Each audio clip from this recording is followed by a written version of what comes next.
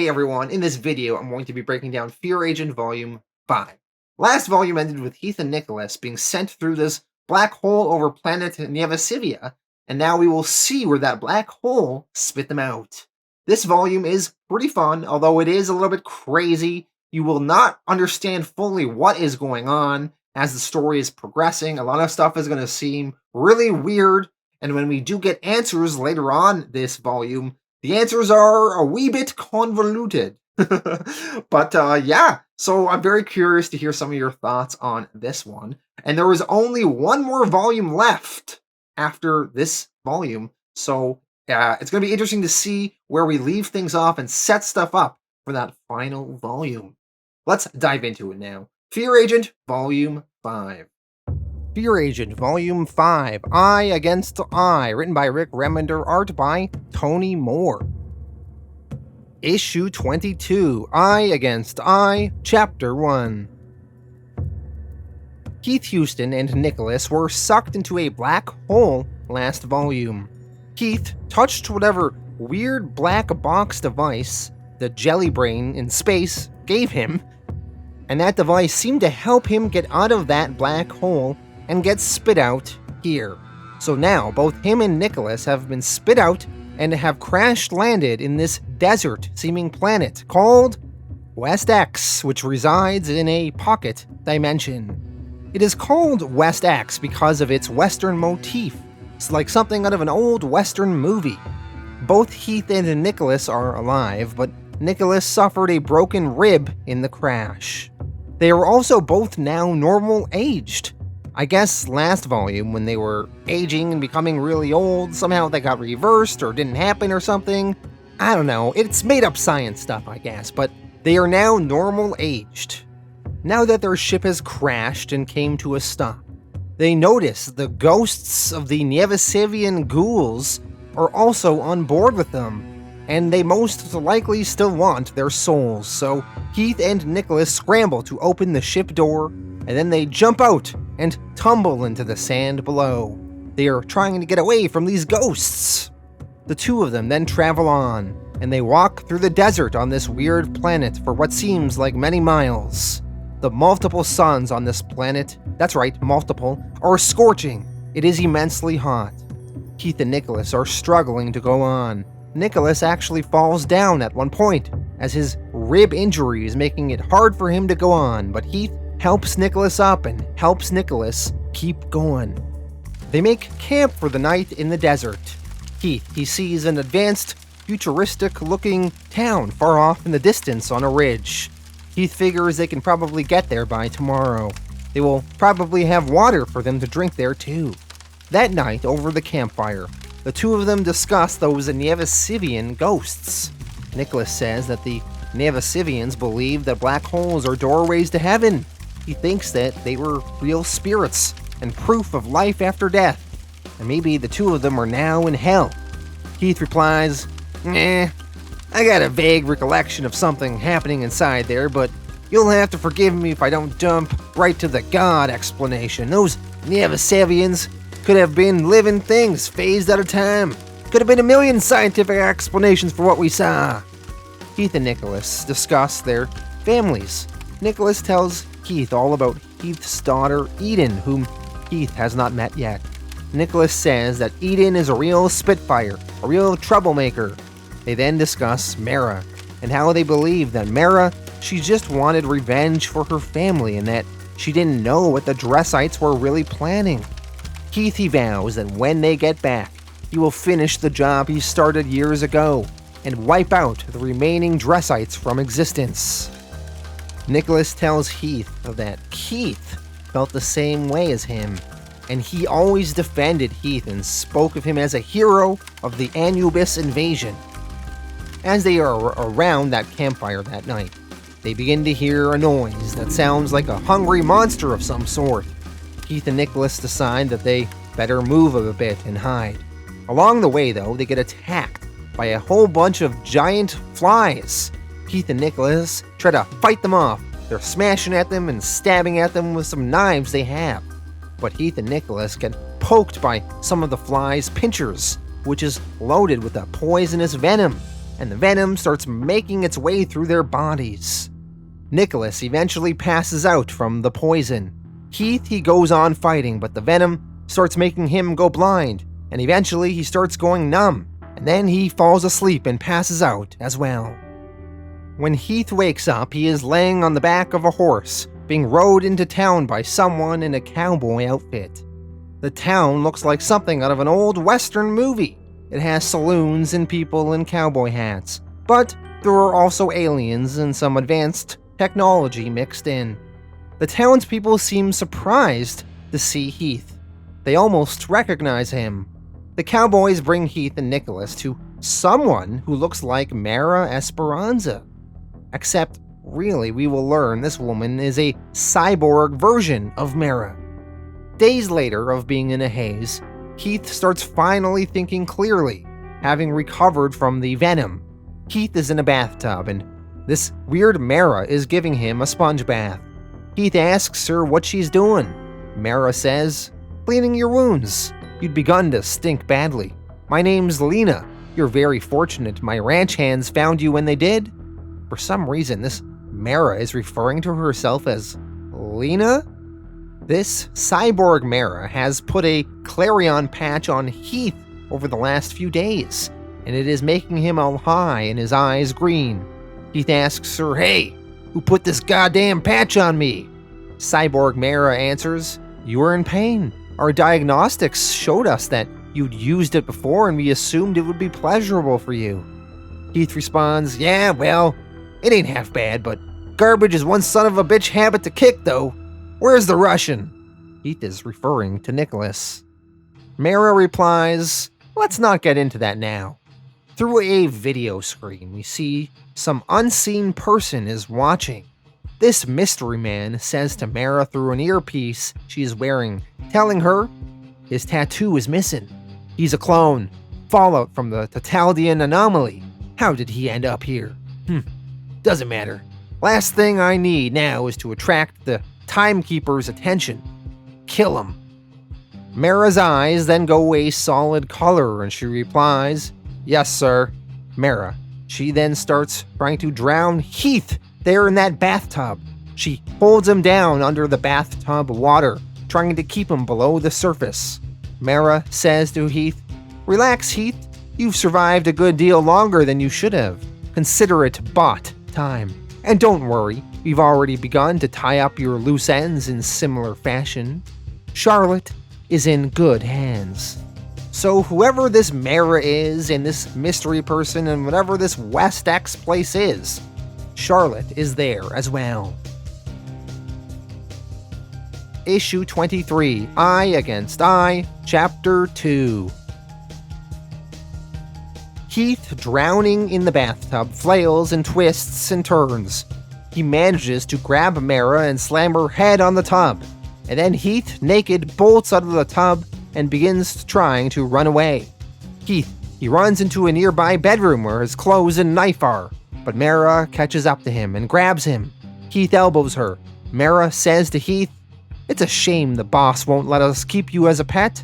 We could have fun, like the old days."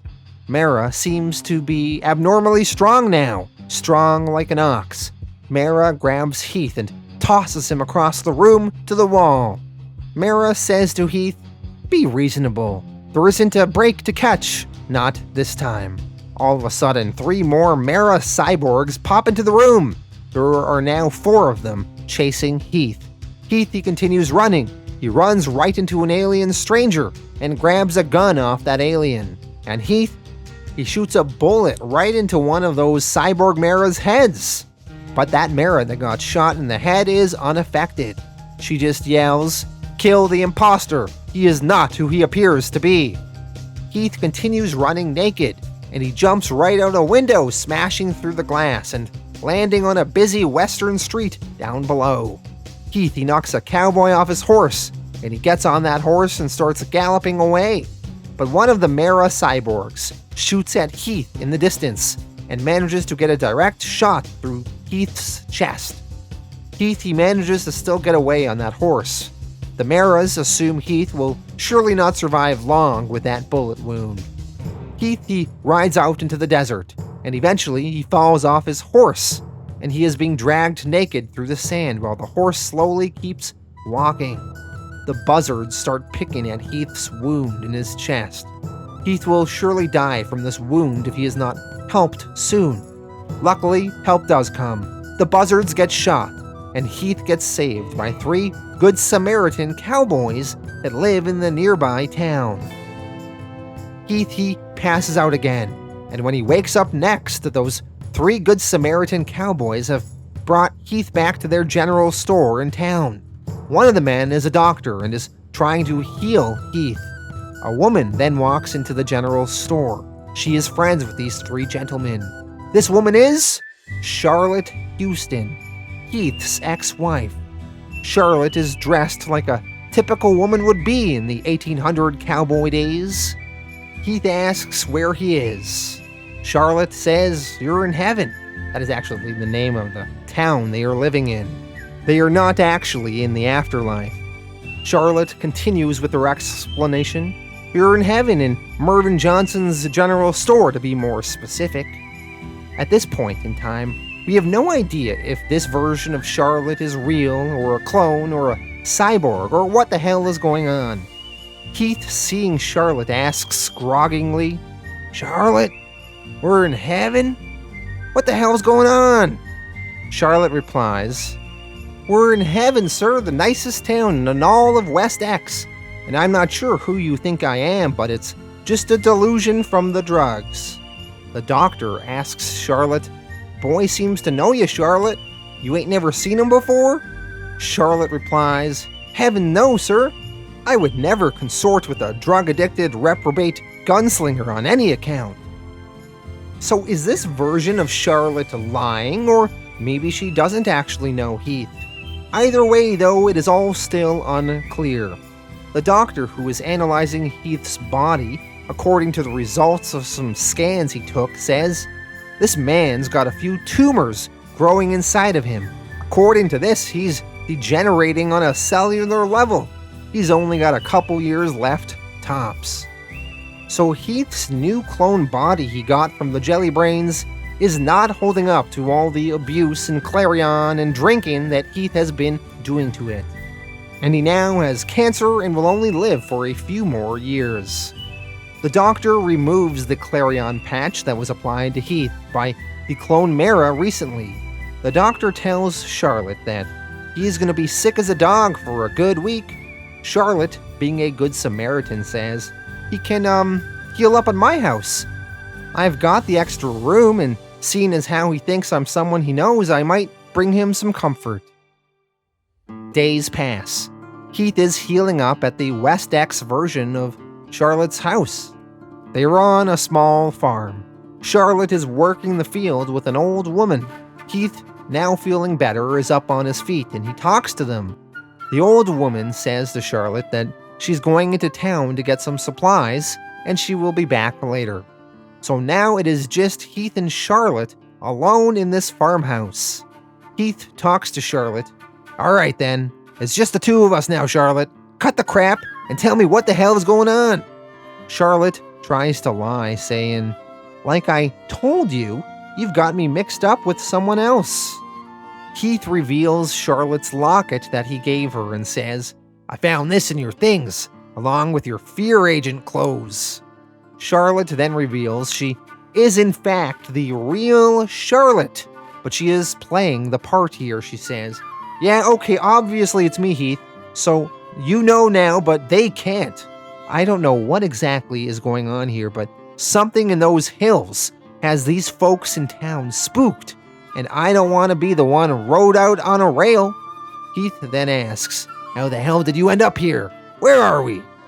Charlotte answers, 2 years ago, right after you left, right after our fight, I found a small box, and it had a note that said it was from you. It said to press the button for a recording. So I pressed it, and next thing I knew, I was here in this town." Heath is confused. 2 years? After I left you in space, I went back to Nevasevia and picked up Nicholas, and I couldn't have been more than 3 days ago. Well, it's been 2 years to Charlotte. Charlotte is happy to learn that Nicholas is still alive, though. She says that the two of them need to figure out how they are going to get home. There is a knock at the door. A man in a black cowboy hat greets them. The man says his name is Theodore Barnes, and he is the sheriff in the town of Heaven. Theodore tells Heath, "When a naked stranger, hopped up on drugs, shows up, I reckon I should inquire about the particulars. You got that look about you, son. The look of a cursed man. Well, I won't hold it against you. It's the sort of thing that can't be helped. Tell you what, I don't know who you're in trouble with or what your story is, but I'll leave you to sort yourself out here, provided you follow our credence of nonviolence and sobriety. I'll be by when you're feeling better to hear your story.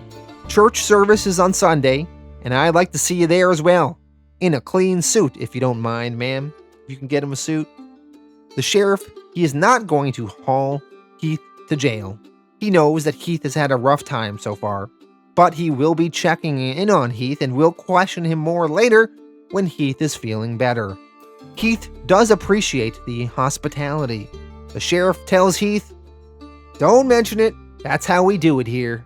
Just don't make me live to regret it. By the way, welcome to heaven, Heath Huston." Issue 24, Eye Against Eye, Chapter 3. We have a flashback to when Heath was a boy. He is talking to his dad, Chuck Huston. Chuck is talking about his wife, Heath's mother. Chuck says to his boy, "Me and your ma, we hit a rocky stretch of the road, son. Greatest damn woman on the planet, but you see, I'm just like everyone else. I can't see my way to let enough alone. Can't stand to see myself be happy. I reckon that's a genetic trait. Maybe it's that, self-fulfilling prophecy." Back to the current day now. Heath and Charlotte are living together in a farmhouse for a few days there on Westx. Heath is staring at the knife his father gave him and is remembering the words his dad said that day when he told him that he was leaving his mother. Heath is trying to live this weird existence while they find their way out of this Westx world. Heath has a bottle of whiskey in front of him. Charlotte grabs it away from him, and she chastises Heath, saying, Do you have any idea what these people would do if they caught you with this? They'd cast us out into the godforsaken desert. All I've asked of you is to stay sober. With everything else going on right now?"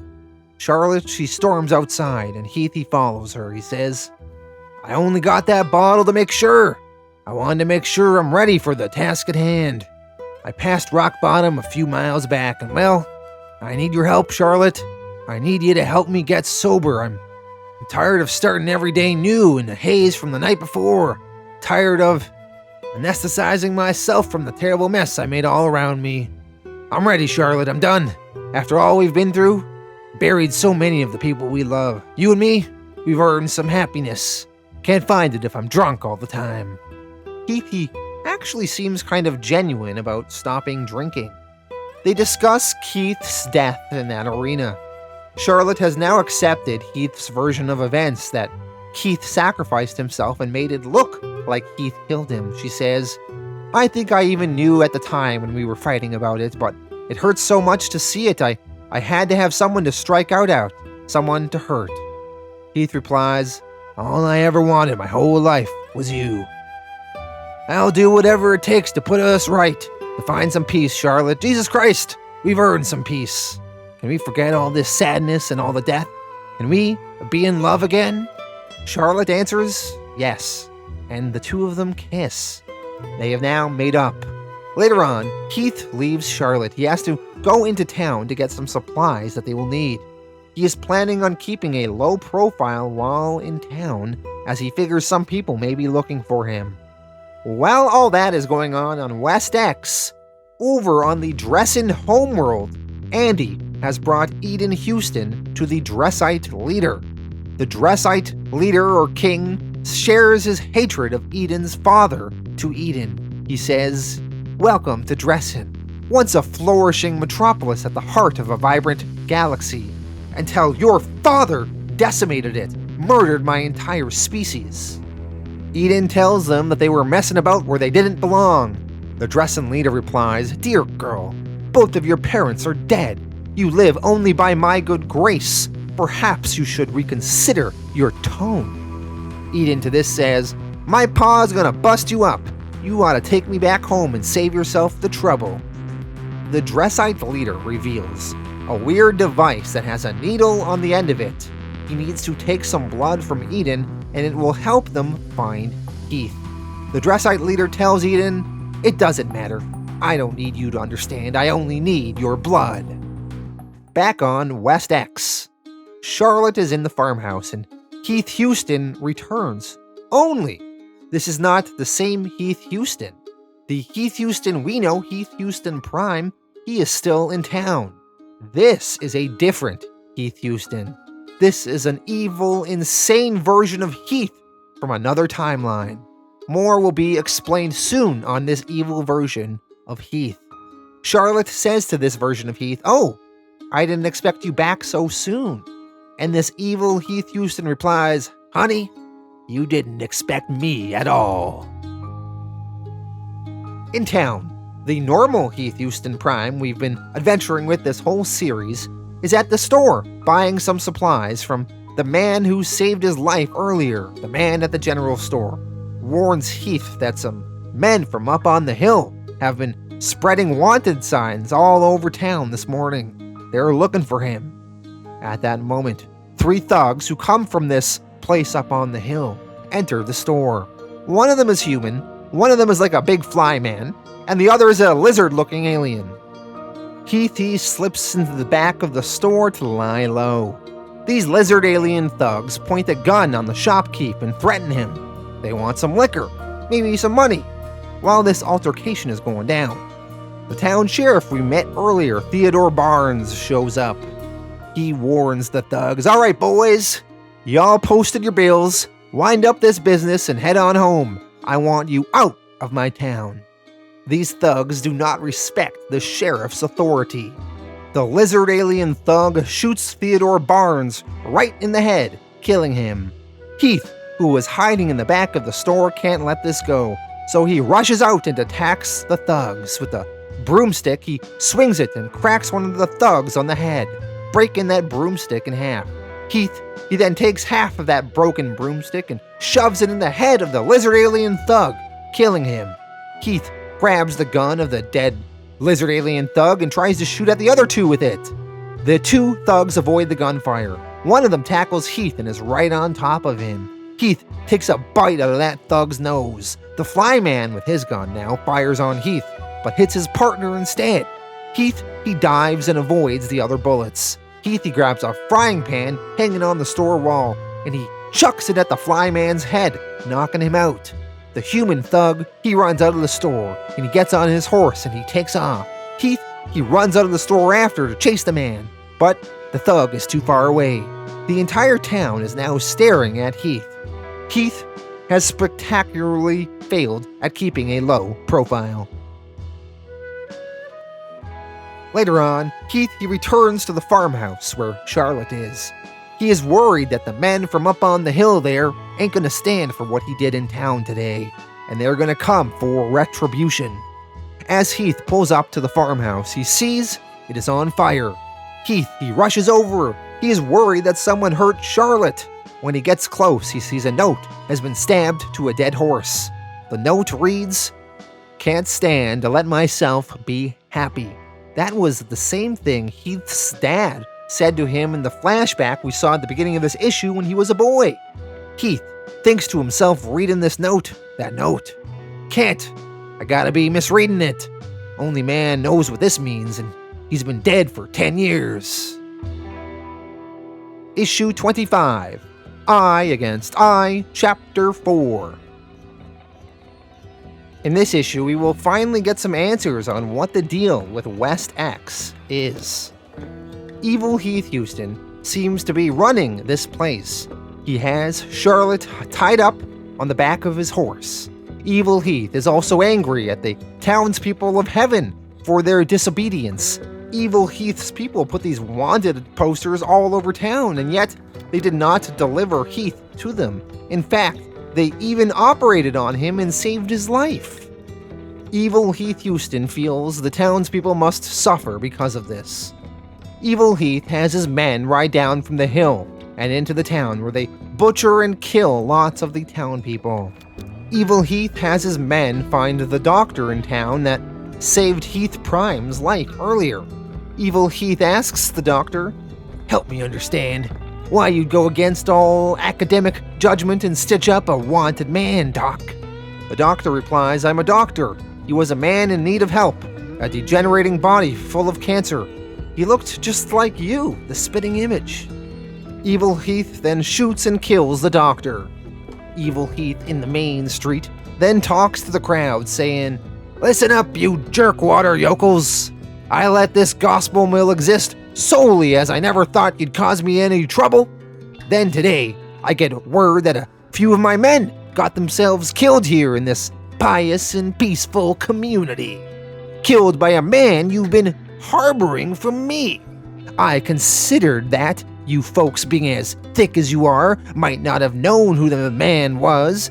But see, I'm looking at this wanted sign and I'm thinking, these folks, they knew all right, and they outright chose to deceive me." A boy in the crowd admits to Evil Heath, "It weren't any one person's fault but my own, sir. I found the man that did your rangers in and I brought him here." Evil Heath asks for the boy's father to reveal himself. The boy's father, trying to save his son, rides out on his horse and says, "The boy's mine, and you ain't gonna hurt him or no one else." The boy's father shoots at Evil Heath and hits him in the shoulder, but the horse the father was on gets scared from the gunfire and jumps up in the air and falls over. And the boy's father also tumbles to the ground. Evil Heath now has the boy who defied him and his father. The boy begs Evil Heath to not kill his dad. Evil Heath tells the boy, "Nah, if I killed him, I'd get folks to thinking I was the vengeful type. Son, I ain't gonna kill your pa. You are. And if you don't, I'll kill every single God-fearing soul in this town." Evil Heath gives the boy a gun. The boy's father is begging the son to kill him. He says, "It's okay, son. It ain't your hand, it ain't your bullet. This cursed soul is the one doing the shooting, not you. You do as the man says. It ain't on you. Don't you never forget that." The boy, he's contemplating it, but he refuses to shoot his dad. So Evil Heath blasts the boy in his head. Evil Heath tells his men to kill the father too. He also asks for the doctor to be brought to him to patch up his wound. But his men tell them, "You shot him, boss." Evil Heath replies, "Yeah, right, okay.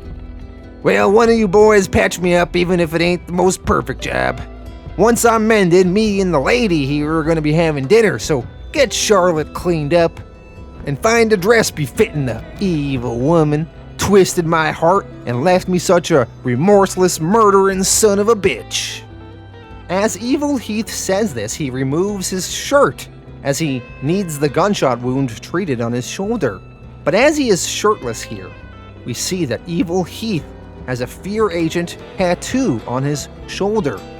Normal, regular Heath Huston Prime, we've been following this entire story, doesn't have that tattoo anymore because when he traveled back in time in Volume 1 and died, the Jelly Brains cloned his body and the tattoo did not transfer over to the freshly new cloned body.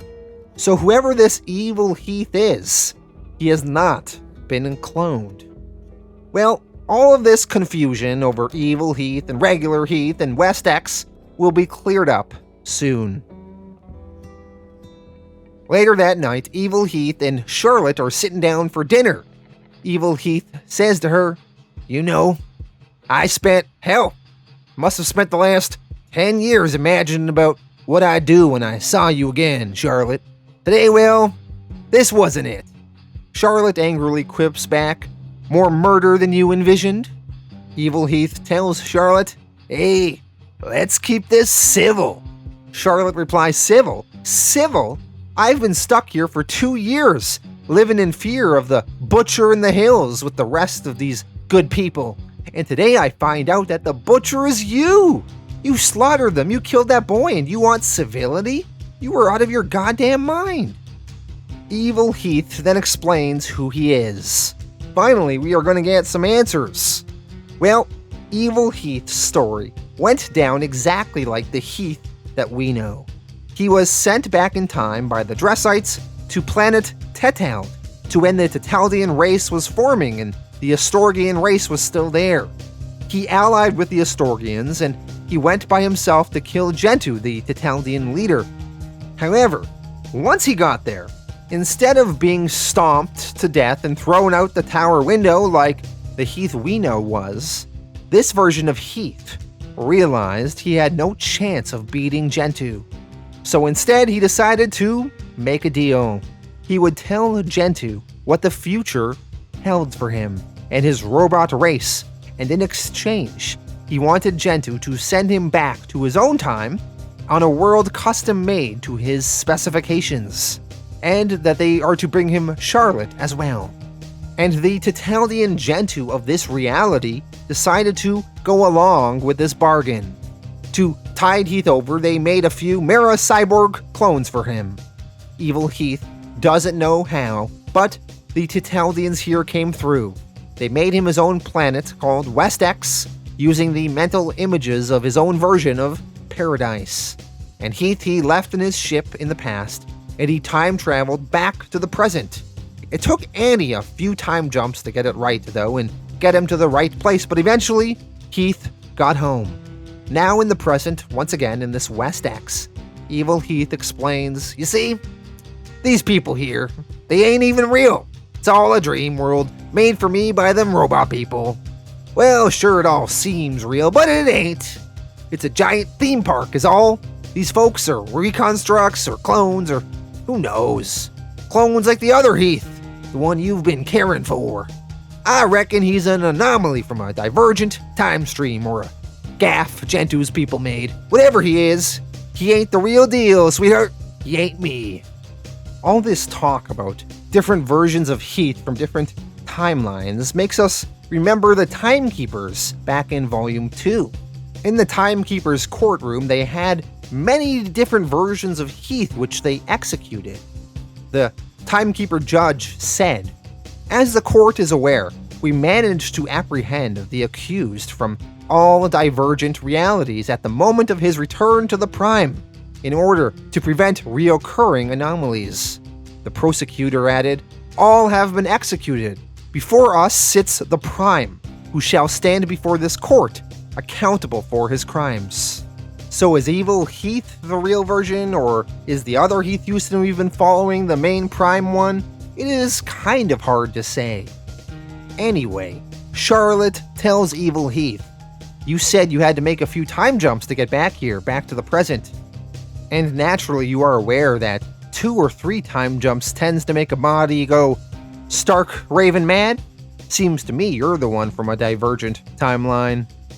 Potentially. The multiple time jumps that this evil version of Heath was forced to make in succession is an explanation of why he seems so insane right now. Evil Heath replies, "I reckon I caught my break.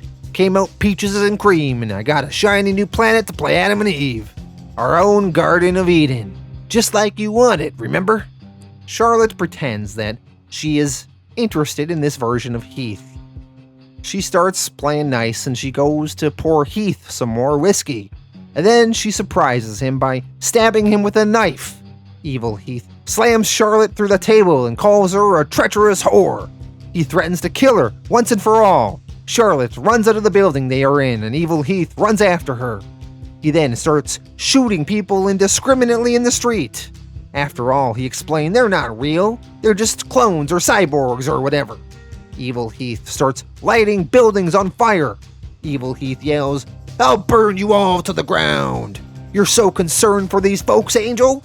You come on out, for I shoot down every last soul in this place."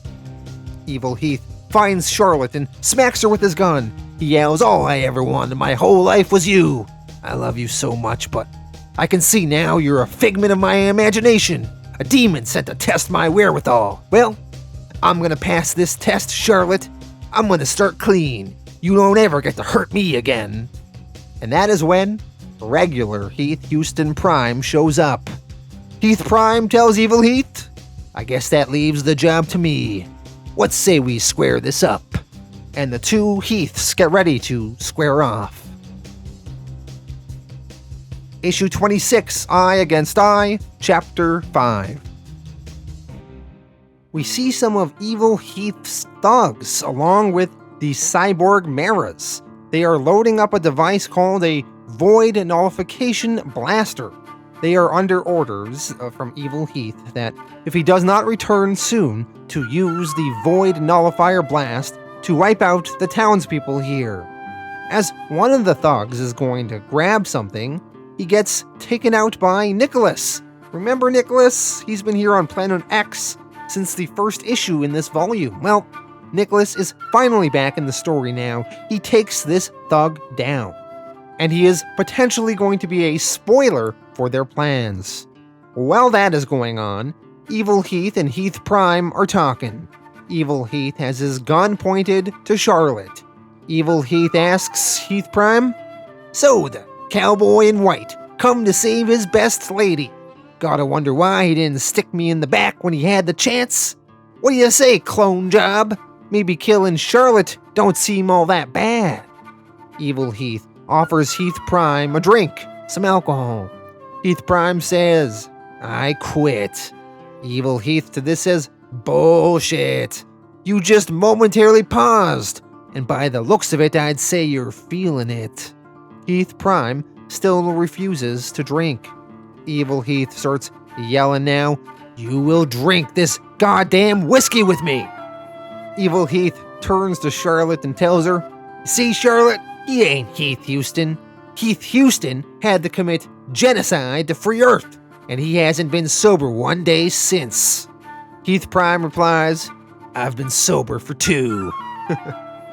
Evil Heath smacks Heath Prime with his gun and says, "And for what?"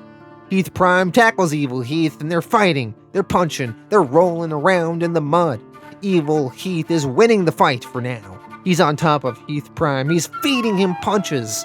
He then picks up and tosses Heath Prime through a window into a nearby burning building. Evil Heath, looking particularly crazed, says out loud, "Life. It's a burst of ugly impulses, followed by a long nothing, and for what? To exist just long enough to taste what you'll be missing forever? To see my wife screw in a pale shadow, one that she prefers to me?" Heath Prime comes out of that burning building, and he tackles Evil Heath. Heath Prime is now getting a few good punches in.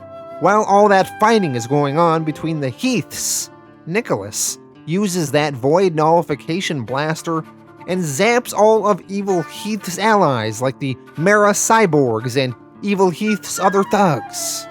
Back to the Battle of the Heaths. Evil Heath slashes at Heath Prime's face with a knife, causing it to bleed. Now, while all this fighting is going on, all of a sudden, out of nowhere, Heath Prime gets zapped and falls back, and Dressite Andy shows up with a newly formed Dressite Thomas York. Andy tracked Heath down using the blood they retrieved from Eden, Heath's daughter on the Dressite homeworld. Andy seems interested in capturing Evil Heath specifically. Evil Heath is the one that they seem to deem more responsible for the genocide on Dressin. Or maybe Andy just doesn't see Heath Prime, but either way, Andy is there to collect Evil Heath and bring him back to the Dressite homeworld so that the Dressites can finally have their revenge on the man that committed the genocide of their planet. Andy, holding Evil Heath, tells him, "Thomas York told us about your daughter, and we took her and used her blood to track you." Evil Heath is confused as he does not know anything about his daughter Eden. Charlotte, seeing Dressite Thomas York, asks him, "You told them about Eden? How could you do this?" Thomas York, now brainwashed by the Dressites, replies, "The girl is fine, Charlotte, better than fine. She's being opened up, shown the truth, as I was." Nicholas, who has now arrived, holds Charlotte and tells her, "Is not our problem for now. Let them take who they came for and go." Charlotte asks Thomas York where Eden is, and York answers Dressin, where she'll be reborn in the truth. Andy tells Thomas York to shut his imbecile mouth. Then she turns to evil Heath Huston and tells him, Heath Huston, I act on behalf of the slaughtered people of Dressin. You must pay for your atrocities against them, and your craven attempt to frame me for it all. Andy grabs evil Heath, and her and Thomas York use jetpacks to fly up to their ship hovering in the sky. Charlotte, she breaks away from Nicholas, who was holding her back. She grabs a gun, and she fires it in the air, and she manages to shoot and kill Thomas York with it, missing Andy. Andy tells Thomas, You served your higher purpose, Thomas York. Rest. You've absolved yourself of the sins of your fellow fear agents. Andy gets evil Heath to the spaceship hovering in the sky, and they blast off and away as they are heading to Planet Dressin. Charlotte, on the surface of Westx, turns her attention to Heath Huston Prime, the good Heath Huston, who is severely injured. Heath Prime asks, Where'd he go? Charlotte answers, He's gone. You beat him, fair and square. Months pass. On Planet Westx, Charlotte, Nicholas, and Heath Huston Prime, now healed, have repaired the Alamo spaceship. Charlotte says there's no signs of the Nevasivian ghosts that Heath mentioned earlier. Heath replies, They weren't ghosts, just some aliens phasing between dimensions. Eventually the process finalized. No such thing as ghosts or God. Heath Prime starts coughing up some blood. Remember, the doctor in town a few issues ago said that Heath was not looking too healthy, and his body was all cancerous, and he only had a few years at most to live. Heath, Charlotte, and Nicholas are now ready to leave Westx. They say bye to the remaining townspeople, and they fire up the Alamo spaceship, and Annie, she turns on, and the ship blasts off, and they leave Westx for good. Issue 27, Eye Against Eye, Chapter 6. On Planet Dressin, one Dressite soldier runs ahead, panting. The Dressite soldier bursts into this building. He tells the others, He's here! It's him! The last fear agent. Heath then follows into the building, smoking a cigar. Heath Huston Prime's body is riddled with cancer from everything he's been through lately. He's fighting his way through these Dressites, and all the fighting is exacerbating his health, but it's worth it to him. Heath starts shotgunning some of the Dressites, killing them like an unstoppable machine. In another room, the leader of the Dressites is sitting there with Andy and Eden by his side. Heath Prime throws a Dressite through a wall, creating a hole. Heath then enters through the room, through the hole, and is standing there in front of the Dressite leader. Andy tells the Dressite leader, Came immediately, like you wanted. Better hope your secret plan works, or nothing you want will add up to nothing. Heath, he's in that room. He sees Andy holding a gun up to his daughter Eden's head. Heath tells her to let Eden go, and then we'll square up. Charlotte and Nicholas then enter the room as well, backing up Heath. The Dressite leader says, No more, no more. Return the child. Andy is shocked by the order from the Dressite leader, but she follows it. Eden runs over to Charlotte, her mother's arms. Heath points his shotgun at the Dressite leader and says, You bought yourself time to say a prayer. The Dressite leader says, If you knew anything about our people, or what is left of them, you'd know our society was built on the principles of what you call atheism, Mr. Huston. We do not pray. Heath and the Dressite leader argue about the war and Heath's genocide. The leader explains our envoy was sent to Earth to aid your people against the Titaldian invasion, but our soldiers were corrupted by eons of fighting the Titaldians, but still, we were there to help. Heath asks Andy, You buying this, Andy? Because I was there. They killed your Uncle Otto. Andy angrily replies, You hypocrite! You left me here on Dressin to take the blame for your actions. Heath explains that he thought that she died on the moon. He loves her and her Uncle Otto like his own. Andy, saddened, replies, "But you did. Look at me now. Not a human, not Dressite." The Dressite leader explains some new developments that will change everything. He says, "While we murder one another in an endless cycle of revenge, the Tetaldians have infiltrated the Timekeepers. They have taken over the Chronodome, the key to precise time travel throughout the universe, the key to the Tetaldians' domination of all life. They will use it. They will spread, infecting the universe. Their goal is within reach. Our people are nearly decimated, while the Tetaldian Empire grows stronger by the day. We must move beyond this path of self-destruction. We must stand together against them. I beg you to accept, if only for self-interest, if only for survival. We must unite." Heath is a little bit skeptical of what the Dressite leader is saying. He questions, "Now? Now when I got you dead to rights? Now you want to partner up?" The Dressite leader replies, "Accept peace now, and I will free Earth from the feeder infestation." Heath, he thinks on it and accepts. He says, "Deal." He shakes the Dressite leader's hand.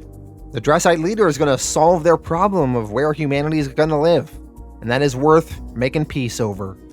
Heath then turns to Andy and says, "Andy, I never knew you paid the price for what I'd done. Let's mend this right now. For Otto." And the two of them hug and they make amends and are now on each other's good side once again. Eden in the room asks her mother Charlotte if Heath is really her dad, and Charlotte says he is. Heath turns to his daughter Eden and tells her, "It's awful good to meet you." Eden is not ready to accept Heath as her dad. She asks where her real daddy is. Where's Keith? Charlotte comforts her daughter Eden and tells her, "Come on, baby girl. You've been through so much. Gonna need you to be stronger still." Well, those were some big revelations, and the status quo of the battle between the Dressites and the humans has completely changed now. Now, before I move on in the story, I want to address, where is evil Heath Huston?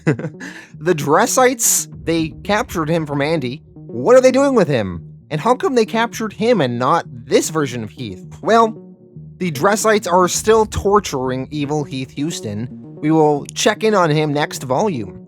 I guess the Dressites felt that that version of Heath Huston deserved the torture for the genocide of Dresden. But our Heath Huston Prime, who's just a clone of the original Heath, I guess they're willing to forgive him and ally with him in their war against the Tetaldians. Anyway, moving on with the story. With humanity and the Dressites now allied, the Dressites make good on their deal to remove the feeders on Earth. The Dressites bring some organisms to drop on Earth. The organisms dropped on Earth are called Arlpos. These Arlpos are like these giant ball-looking things. The Dressites drop them from space all over Earth. When these Arlpos fall on Earth, the feeders then attack these things and try to eat them, and it just ends up killing them and consuming them. Within one Earth day, these Arlpos entirely wiped out the feeders, and once they are done feeding and consuming the feeders, the Arlpos are docile and can be easily collected. So with that, Earth is saved, and the fear agents and the remainder of humanity celebrate and are happy to have Earth as their home once again. Months pass. Earth has been slowly rebuilt now that humanity can move back down to the surface. On this day here, Charlotte is giving a speech to the humans and Dressites in attendance about how today both sides will be joining hands, humans with the Dressite Empire. They have now broken the long cycle of pain and suffering. After Charlotte's speech ends, Heath and Charlotte then kiss on stage, and it seems like a happy ending for now. Only it isn't. Get ready for the most batshit insane twist in this book yet. This twist will not really fully make sense until next volume, I warn you. Alright. Charlotte has just finished her speech. and Heath and Charlotte are kissing at this celebration. Heath, though, he gets a feeling that none of this seems real. Apparently, all of humanity appears to have been infected with latent Tetaldian DNA, and Charlotte turns into a Tetaldian hybrid, as does Eden, as do all the humans in attendance in the crowd. The only humans spared of turning into these Tetaldians are Heath, Nicholas, and Andy. Charlotte, now full Tetaldian cyborg, tells Heath, divergent streams coalesce, crush, kill, destroy. All the human Tetaldian hybrids in the crowd repeat, crush, kill, destroy. The human Tetaldians in the crowd turn on the Dressites and start blasting at them, because the Tetaldians and Dressites are still at war. Heath, he sees this crowd of all of this anarchy going down. He also sees his daughter Eden, who is now also a full-on Tetaldian hybrid cyborg. Heath says to Eden, "Eden, baby girl." Eden, her arm is now a gun, and it blasts Heath in the chest, creating a massive hole in Heath's body. Charlotte tells Eden he would hold back the eternity breath. Eden replies, "Glory be our Lord Tetald." And with that insanity, we end Volume 5. We will get the convoluted answers to everything next volume in the final volume of Fear Agent. Alright, so that was Volume 5 of Fear Agent. Let me go through my thoughts on this one. This volume is actually my least favorite volume of Fear Agent. I think it is way too convoluted and crazy, and I'm not buying a lot of stuff that happens in it. But let me go through what I did like about this one first. This whole Western space planet is kind of cool. I like Westerns, and an old Western with aliens mixed in is pretty fun. The cyborg army of the Maras was also pretty cool. Seeing Heath reconnect with Charlotte was something that we wanted to see go down, so I'm happy to see them rekindle their relationship.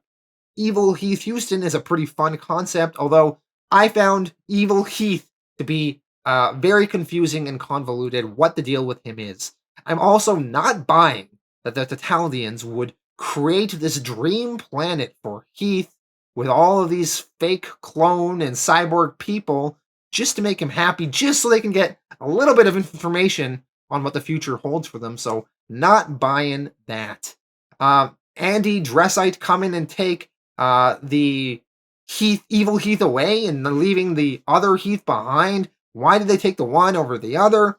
I don't know. Craziness in this volume that I'm not loving all the plot points going down. Now, the cliffhanger we ended this volume with is Insanity, where it seems like we have a happy ending and everyone on Earth, but oh no, Charlotte and Eden and a whole bunch of other people are secretly Tetaldians, and they start trying to kill everyone. So that was crazy, although it was a pretty interesting twist, I must say. So yeah, interesting stuff to set up this final volume of Fear Agent. I'm going to give this volume, though, a 7 out of 10. Thank you all for watching, and tune in next week where we will see the conclusion of Fear Agent.